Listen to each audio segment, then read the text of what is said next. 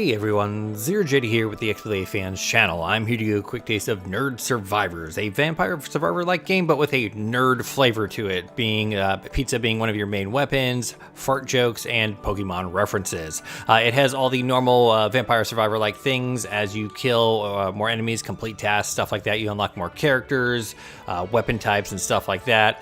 You take the gold that you win and upgrade your abilities here. Let's see. Let's increase my regeneration. What else? Bullet velocity. Yeah, let's go ahead and just throw this into the strength category here because it's one of the items that my favorite character uses. But this does have something called the Forge. So I haven't seen this in any others of the Vampire Survivor-like games, but it lets you kind of customize certain weapons, or at least the archetypes that you might encounter later on. I got this ability once I beat the first boss, and it only gave me this projectile one. But if we go in here, we can change various stats in this thing here, as long as we stay within a stat cap here. And gonna be honest, the first time I got this weapon, I didn't like it at all, so I haven't been using it at all. The base weapons that they have been giving me at least felt way better, at least for the way I've been playing.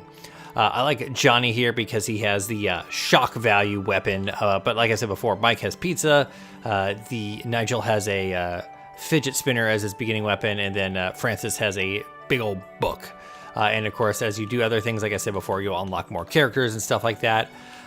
Unlike other games I have played of this genre, this one's really, really, really grindy. It actually even does the weapon power-ups and stuff very different than the other ones. We're going to go ahead and here to Tropicana first.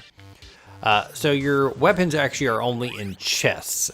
You can level up and stuff like that from experience, but those are only stat boosts. We'll go ahead and kill some guys over here real quick. As you can see, I have fart powers now, and this is actually pretty effective, especially when you level it up. We're gonna kill all of these cosplaying goblins here. So this is the what happens when you level up. You pick stat upgrades. We're gonna go for magic, because if you look at the bottom left there, magical weapons, physical weapons, and hybrid weapons are differed by different stats. I'm gonna upgrade my wizard class here, because if you look at the upper right, my Thor's hammer and fartomancy, or whatever it's called, are both magic. You'll get various upgrades as you increase stuff. It's mostly like more magic damage for the wizard class and stuff like that, but like the berserker class, at some point you get like an extra attack. But you get a health regeneration for the berserker guy.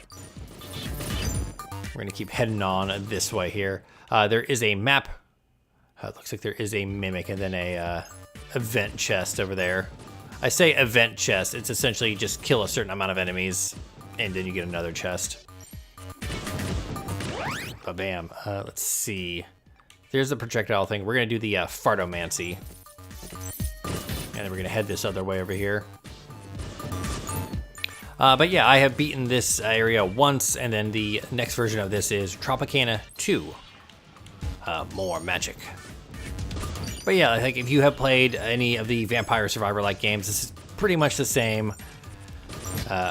But like I said before, with a nerd sort of spin to it. So nothing crazy special about it outside of the thing where you're not continually just upgrading weapons. You're just upgrading stat points. We're going to go ahead and get the cooldown reduction right here.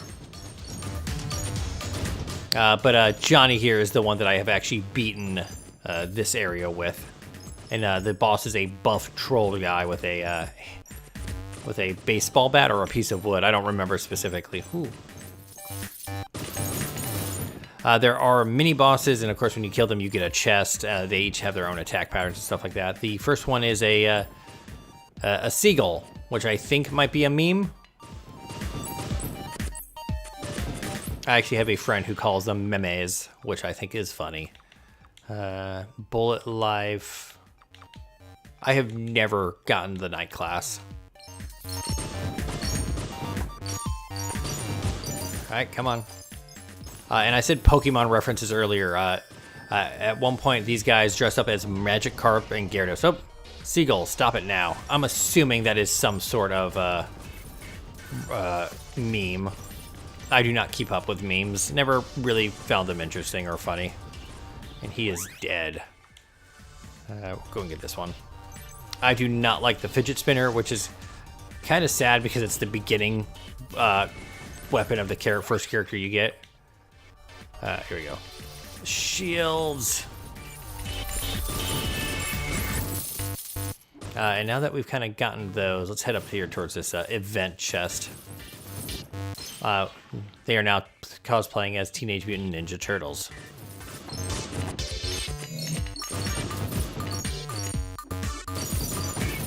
But the different areas have different enemies and stuff like that. The second version of this area, everything is way harder to kill. Almost to an unfair point where that's kind of where the grinding comes in. I feel like I'm going to have to buy a lot more of the upgrades from the main menu to even make any sort of progress there.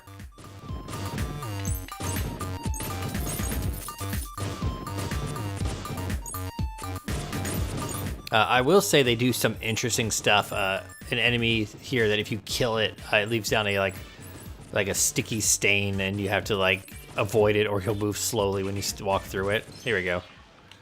Let's see, what do we want? Bullet scale. There we go. Bullet scale is size. Some of the wording they use is really weird. That almost makes me think that it may not be a English first language game, but it's understandable. Or it's just weird, whatever. Maybe they're leaning way into that nerd aesthetic more than I thought.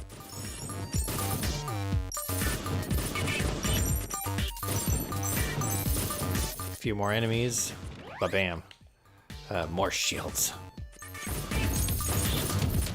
One of the things you can upgrade is if you look to the right there, I have 4 weapon slots. I can actually upgrade that and get up to like, get some more. The thing is though, it doesn't feel like you'll get enough of those chests and stuff like that to make it worthwhile. Bullet life for sure for these shields. But that's again, another thing you can upgrade. More chests spawning. Ooh, loot goblin. He is now dead. When you win, it does magnetic all of the gold that you have not picked up to you.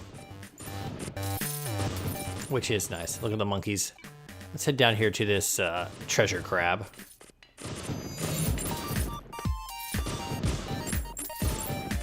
Come on, there they are. I do like the music though. Cooldown reduction. But yeah, like I'm just not used to how grindy this is. Like, yeah, Vampire Survivors had some stuff that you have to like grind out, but it always felt like a march forward sort of thing. This is very much like collect 69 pieces of coal to unlock the next level sort of thing. Ha ha ha, 69. We're almost there. Destroy these outhouses with hearts on them.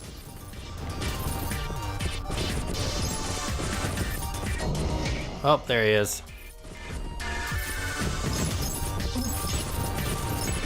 So the most overpowered thing I have seen is the rockets.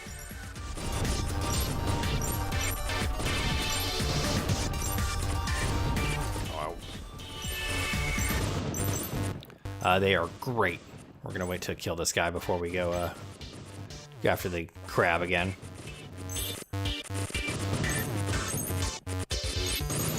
Come on. But yeah, a lot of the powers you're gonna see are gonna be very familiar. There you go. More cooldown. All right, it's over here.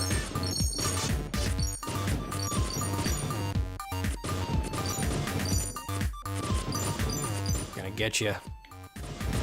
Got him. Shock value. Shock value is really good. And at least the upgrades do feel like worthwhile as you're, oh, here are the magic carps. And now we are at a point where I can go pick up some more chests. And I have definitely gotten to a point where I can just stand and not really have to worry about anything. Also, the fish's eyes come off. Bullet scale. Bigger. Like, the upgrades at first don't feel like they're doing anything, but once you get them to level 10 and stuff like that, you're like, wow, that's a lot bigger than what they started out with, or a lot better. Like, that seems like a big distance to that chest. It's really not. We're only kind of just hindered by the fishies.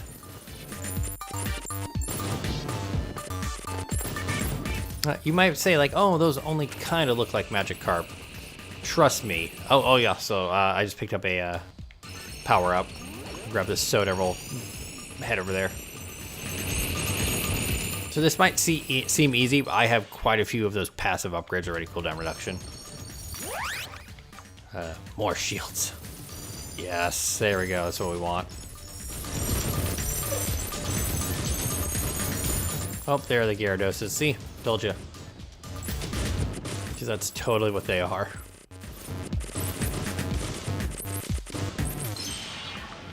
Magic. Oh, magic.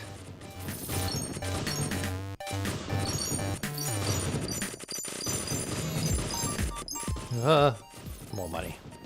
More money, more magic. More magic. And those, I think I mentioned it, or made a reference to it, they max out at 10. I think the max I've gotten to is 3 of them to 10. We'll go to 8 minutes and then I will let you all go because this is pretty much it. This seems to be the new, let's make our version of it sort of game.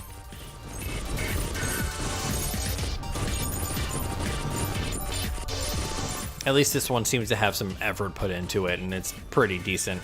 Like I said before, the biggest thing is just the grind part, but that seems once you get over that initial hump, like at first I was only getting like a couple hundred gold, but now I'm at like 1,000 in a run.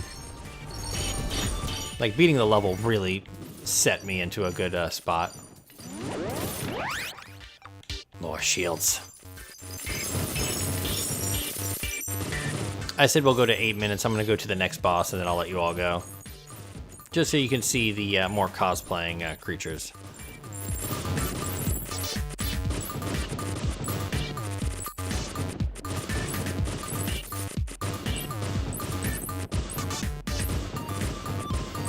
Nothing's really able to get close to me, are they? More bigger bullets.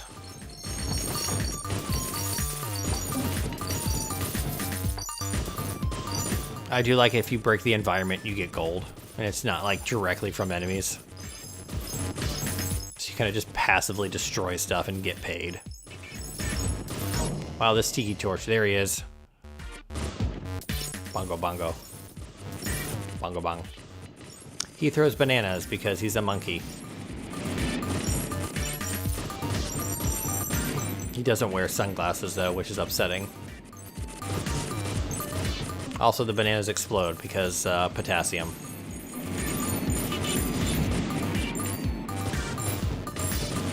But yeah, it took me a few runs to actually even be able to get this far.